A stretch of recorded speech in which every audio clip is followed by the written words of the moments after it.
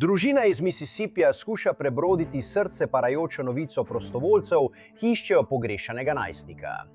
Iskalci verjamejo, da so našli truplo 18-letnega Nolana Xavierja Wellsa, potem ko se je odpravil na izlet z ladjo s prijatelji za 4. julij in se nikoli ni vrnil. Kaj se je zgodilo tam zunaj na vodi? Zakaj je bil Nolan edini član svoje skupine prijateljev, ki se ni vrnil na obalo? In kaj sledi v iskanju odgovorov? Pogovarjal se bom z enim od članov organizacije United Cajun Navy, ki je bil tam in aktivno iskal, ko so prišle uničujoče novice. Dobrodošli v oddaji Sidebar, ki jo predstavlja Law and Crime. Sem Jesse Weber. 4. julij, dan neodvisnosti. To je praznik, ki ga veliko ljudi preživi na vodi po vseh Združenih državah, od dni na plaži ob Atlantiku do dni na čolnu na jezeru. To naj bi bil odličen način za preživljanje vročega poletnega dneva. Toda voda, kot vemo, prinaša tudi veliko nevarnosti. In ta majhen otok, imenovan Horn Island, je zdaj postal središče preiskave smrti. Torej, otok Horn Island je dolg, ozek pregradni otok južno od Pascagoule v Mississippiju. Je del obale Mehiškega zaliva, dostopen je le s čolnom. To je po podatkih službe narodnih parkov, torej omejena dostopnost, kaj ne? Po navedbah družinskih članov in šerifovega urada okrožja Jackson v Mississippiju je 18-letni Nolan Wells v soboto odšel na otok Horn Island z več prijatelji. Ta mlad, v formi, igralec na položaju wide receiverja za nogometno ekipo Southwest Mississippi Community College je bil nazadnje viden okoli 15. ure tistega dne. New York Post je poročal, da je, citiram, govoril z dekletom na severnem delu otoka Horn Island.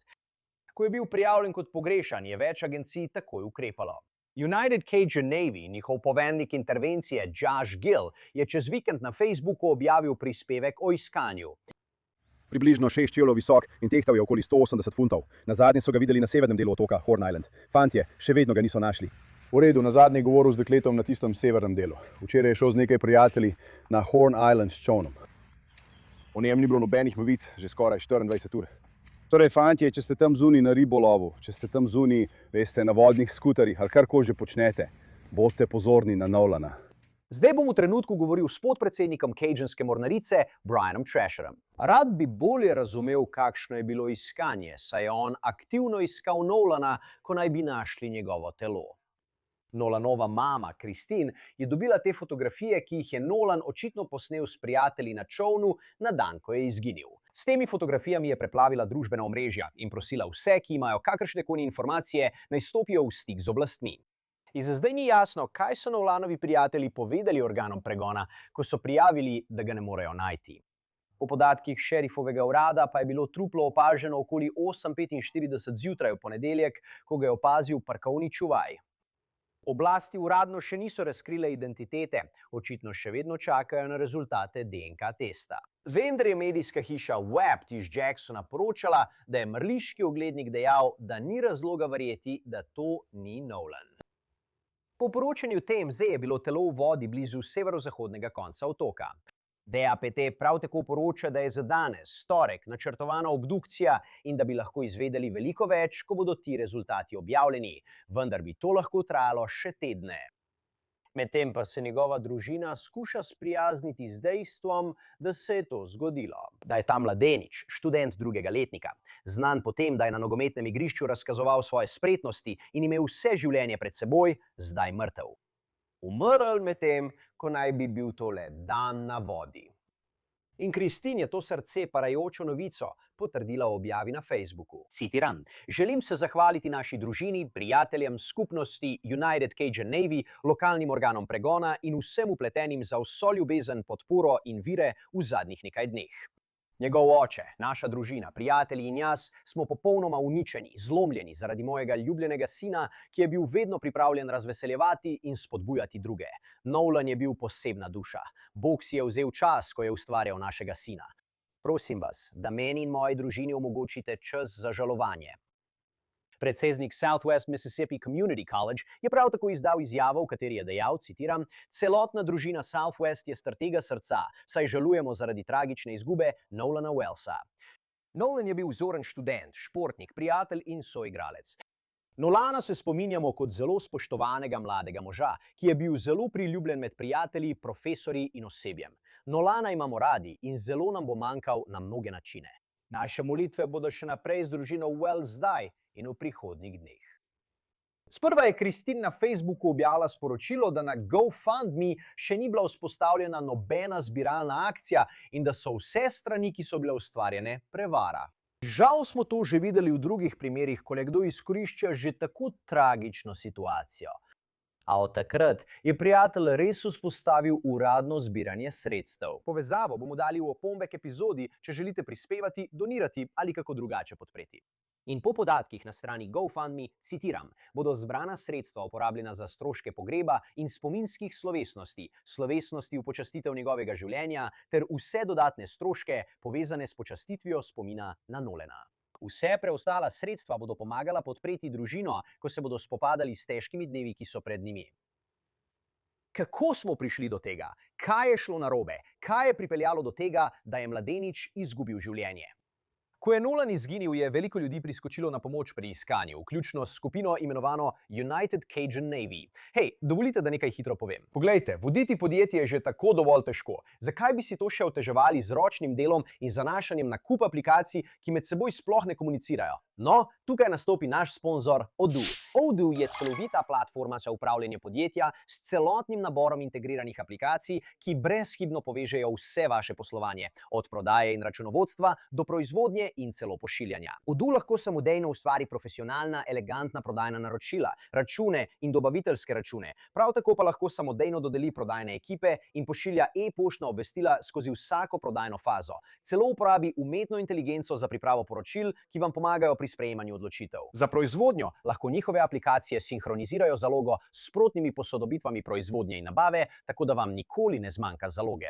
Ko pride čas za računovodstvo, je tudi to popolnoma avtomatizirano. Odoo lahko izdela račune, sledi stroškom in celo povzame podatke z umetno inteligenco, da vam prihrani stotine ur. Veste, kaj je najboljši del? Izberete lahko svoje aplikacije in celo ustvarite prilagojene delovne tokove, tako da je vse popolnoma prilagojeno potrebam vašega podjetja. Dvignite svoje podjetje na višjo raven, tako da se danes brezplačno posvetujete z Odoo strokovnjakom na odoo.com, poševnica odoo.com/sidebar. Ko je Nolan izginil, je veliko ljudi priskočilo na pomoč pri iskanju, vključno s skupino imenovano United Cajun Navy. Rad bi pozdravil Briana Trasherja, podpredsednika Cajunske mornarice. Bil je del iskanja ta konec tedna, ki se je, kot smo pravkar govorili, končalo tako tragično. Brian, hvala, da ste prišli. Iskreno mi je žal, vem, da sodelujete pri številnih iskanjih. In ko se zbudi kaj takega, veste, je ena stvar, da je to izjemno težko za družino in prijatelje Nolana, ampak predstavljam si, da je tudi za vas to težek čas.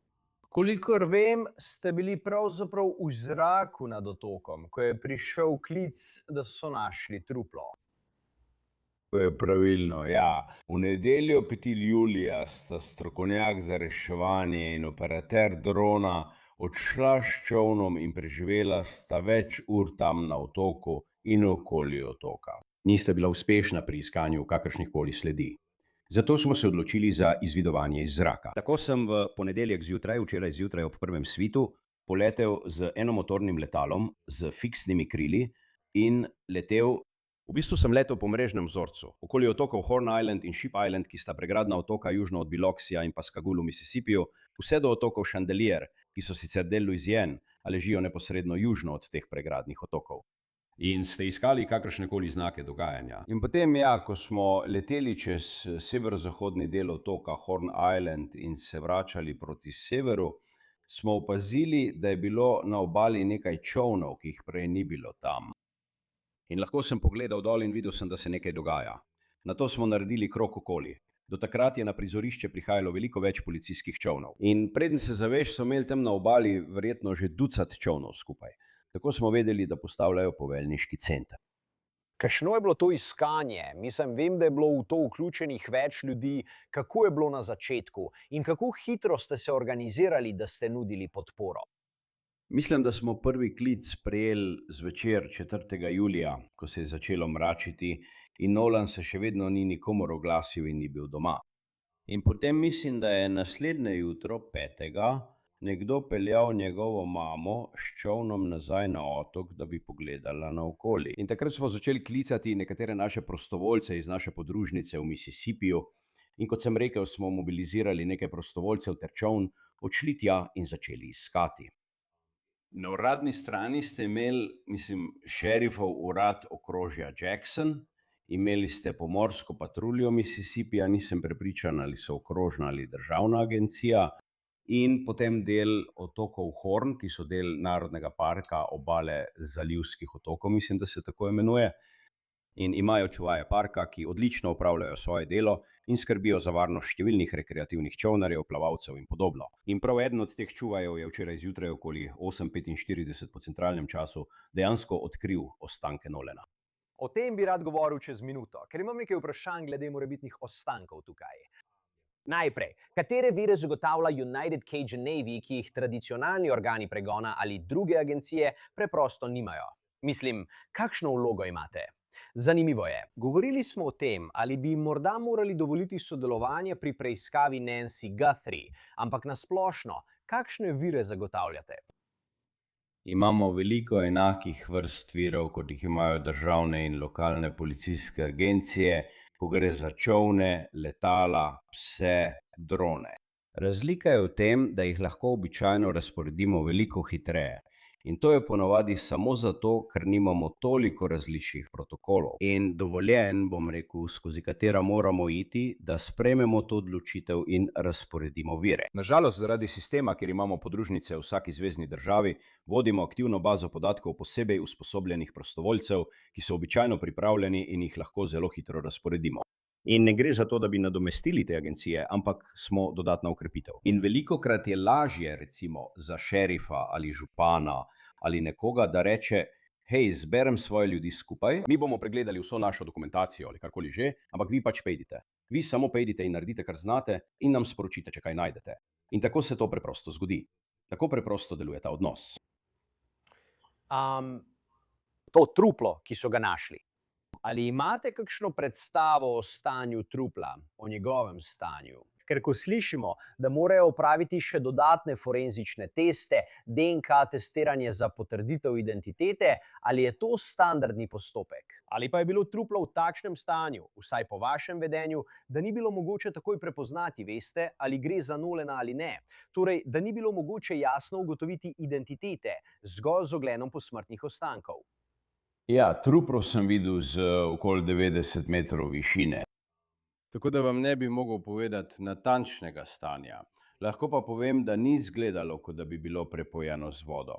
Bilo je v vodi le nekaj dni. Kljub temu je šerifov urad izdal izjavo, da nimajo razloga verjeti, da to ni bil Nolan. Mislim, da so bili kar prepričani, da je bil on. Mislim, da je razlog za zamudo pri uradni objavi ta, da mrliški oglednik ne more podpisati mrliškega lista, dokler ne dobi DNK dokazov, ki potrjujejo, da je oseba, za katero pravijo, da je umrla, resnično ta oseba. Tako da mislim, da gre samo za formalnost, če sem iskren z vami. Ampak verjamem, da je družina ali nekdo iz družine prepoznal Nolana in so zato tudi sami izdali izjavo, v kateri so potrdili, da so bila najdena njegova posmrtna ostanki in da je dejansko umrl. Samo da nekaj pojasnim. Zakaj truplo ni bilo opaženo prej? Mislim, da lahko vam povem, da sem začel preletavati tisti del otoka, kjer je truplo naplavilo, približno ob 6:30 zjutraj. In verjamem, da ga je opazil čuvaj parka ob 8:45. Verjamem, da ga je naplavilo prav v tem časovnem obdobju, ker smo leteli po dolgem iskalnem vzorcu sever-jug. In mislim, da ga je preprosto naplavilo. Čuvaj parka pa je opravljal svoj običajni jutranji obhod. Glede na situacijo sem prepričan, da so bili tudi nekoliko bolj pozorni in verjetno bolj napreženi na otoku, saj so vedeli, kaj se je zgodilo in kaj se dogaja. Ampak ja, povedali tudi teh, da o 8:45, ko je čuvaj to opazil in to prijavil, ker sem videl dolgo vrsto reševalnih čolnov, ki so pluli proti severu. Oprostite, peljali so se jugozahodno proti severozahodnemu koncu otoka. In sprva sem mislil, da je tole še ena iskalna ekipa, ki odhaja ven. Ampak mislim, da so dejansko odzvali na tisti klic. Mimogrede, Lahko malo pojasnimo časovni potek. So Nolanovi prijatelji prijavili njegovo izginotje, ko so bili še na otoku Horn, ali so se morali najprej vrniti? Mislim, koliko časa naj bi bil pogrešan, preden so oblasti bile obveščene? Torej, zgodba, ki so mi jo povedali, je bila, da je bilo približno ob 15. uri. Njegova skupina prijateljev, s katerimi je šel na otok, se je odločila, da bodo odšli. Morali so se vrniti nazaj. In Nolan je začel govoriti povedali so mi, da je bila to mlada ženska, ampak pogovarjal se je z nekaterimi drugimi ljudmi in se je odločil, da bo ostal še malo. Lahko se peljem nazaj z nekom drugim, on se ves čas druži s to skupino. Skupaj so že večkrat bili na tem otoku. Verjetno se njegovim prijateljem takrat ni zdelo nič posebnega, da so rekli: v redu, če hočeš, veš, iti govoriti s tisto punco. In če te bo peljala nazaj, potem super, veš, vidimo se, ko pridemo domov. Tako so to razložili meni. Kasneje, ko je postalo, veš, temno in se nikomor ni oglasil, pa tudi nekako je njegov telefon ostal na čolnu, na katerem so bili njegovi prijatelji. Tako so imeli oni njegov telefon. Zato so ga prinesli nazaj njegovi mami. Tako ni imel načina za komunikacijo, razen če bi si sposodil telefon od koga drugega. Kljub temu pa je sledil niz dogodkov, ki so se zgodili po približno 15. uri. Do trenutka, ko je šel v vodo, to ostaja skrivnost. Policija morda ve, prepričan sem, da vedo veliko več podrobnosti kot jaz, toliko mi je bilo do zdaj povedano. Glede na vaše izkušnje, imate kakšno teorijo, kaj bi se tukaj lahko zgodilo? Ja, mislim, da je iz nekega razloga poskušal odplavati ven, bodisi da bi poskušal priti na čoln ali da bi, veste, dohitel koga ali kaj podobnega. In tisti dan je z tistega dela otoka prihajala precej močan povratni tok. In čeprav je zelo športen fant, je bil tok res močan. Težko bi bilo komorkoli obdržati nadzor in lahko bi ga odneslo ven, ter bi se lahko utopil na ta način. Ali pa, in spet, res ne maram niti namigovati na kaj, kar zveni kot teorija zarote, ampak pravim samo, da obstaja možnost, da je šel na drugo ladjo, morda padel z nje in se nato utopil, ter ga je nato naplavilo nazaj. Po mojem mnenju, ko je šel v vodo, ne glede na to, kako je prišel v vodo, ni šel tako daleč, preden se je zaradi tega utopil. Potreboval je le nekaj dni, da ga je tok odnesel nazaj proti jugu, do konice otoka, iste konice otoka, kjer so ga nazadnje videli. Če bi šel veliko dlje ven, bi ga verjetno potegnilo v tisti kanal in odneslo še veliko bolj proti jugu, proti otočjem Chandelier. In da bo jasno, mislim, nihče ni nakazal na kaznivo dejanje, kaj ne? Mislim, to se lahko spremeni, ampak nisi slišal ničesar, kar bi nakazovalo na kaznivo dejanje. Nihče, razen Facebook detektivov. Zanimivo je, ko pogledaš nekatere fotografije. Ne vidim rešilnega jopiča ali česa podobnega. Je to kaj, kar je tebi padlo v oči? Rešilni jopič gor, misliš, ko so bili na čolnu? Ja, če se ne motim, državni zakon pravi, da če si star 14 let ali več, ti ni treba fizično nositi rešilnega jopiča na čolu. Moraš pa ga imeti zunaj. Moraš ga imeti na voljo in tako, da ga lahko zlahka dosežeš. Ampak pri njihovi starosti, pri 18 letih, ni zakona, ki bi zahteval, da morajo nositi rešilni jopič na čolnu. In slike, ki sem jih videl, nisem niti prepričan, ali se čoln sploh premikal. In če je čoln zasidran, zagotovo ni zakona, ki bi zahteval, da moraš imeti rešilni jopič na sebi. Takrat. Kakšno je bilo vreme? Misliš, da je to vplivalo na dogodek? Mislim, da je edina. Stvar glede vremena, ki je vredna omembe, ta, da je bilo izjemno vroče in UV indeks je bil res visok.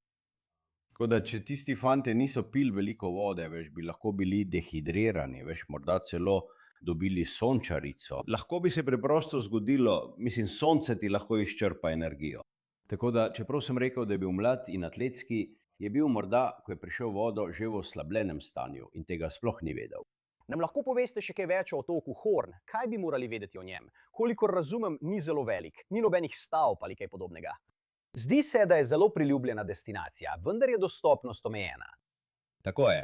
Kot sem rekel, je otok Horn približno 10 do 12 mil od obale, razteza pa se verjetno od juga mesta Biloxi do mesta Pascagoula, ki meji na okrožji Harrison in Jackson na obali Mississippija ob Mehiškem zalivu. Je zelo priljubljena rekreacijska destinacija, je nenaseljen. Tam so zelo lepe plaže, veste, ko ni preveč vetrovno, je voda precej čista. Temperatura vode je bila okoli 25 stopinj Celzija. Je 4. julij. Očitno je gneča, vsi so zunaj. Ampak ja, edini način, da prideš tja, je z ladjo ali pa morda domnevno z letalom ali kaj podobnega. Ampak večinoma ljudje tja pridejo z ladjo in se sproščeno družijo v vodi ter se zabavajo. Enako velja za Ship Island. Otok Ship je le nekoliko zahodno. In ta otok ima zgodovinsko trdnjavo, utrdbo, Fort Massachusetts. Tam stoji že od leta 1861. Še eno priljubljeno mesto, kjer se ljudje radi družijo. Vsi pregradni otoki ob Mississippiju so ob koncu tedna polni čolnov. Veš, je nekako kot Outer Banks v Karolinah. Je zelo priljubljena rekreacijska destinacija.